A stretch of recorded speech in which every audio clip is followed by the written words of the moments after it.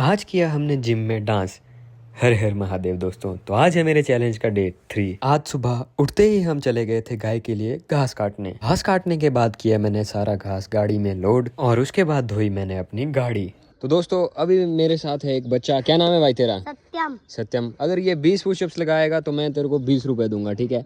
लगा पाएगा? हाँ। पक्की बात है? हाँ। चल तो फिर लगा। 1 2 3 4 5 6 7 8 9 10 11 12 13 14 15 16 17 18 19 20। तो सत्यम जीत चुका है 20 रुपए। कैसा लग रहा है? अच्छा। चल बढ़िया है, बढ़िया है। तो दोस्तों उसके बाद मैं सीधा पहुंच चुका था जिम। आज है मेरे चेस्ट और ट्राइसेप्स का वर्कआउट। अभी मैं लगा रहा हूँ फ्लैट बेंच प्रेस और उसके बाद मैंने लगाया इंक्लाइन बेंच प्रेस। मौसम भी खराब हो रखा था तो ऐसे मौसम में जिम करने का तो और ही मजा आ रहा था। और अभी मैं ये एक्सरसाइज लगा रहा हूँ डंबल फ्लाई। और फिर चेस्ट ट्रेन करने के बाद किए मैंने अपने ट्राइसेप्स ट्रेन और उसके बाद हम लग गए डांस करने।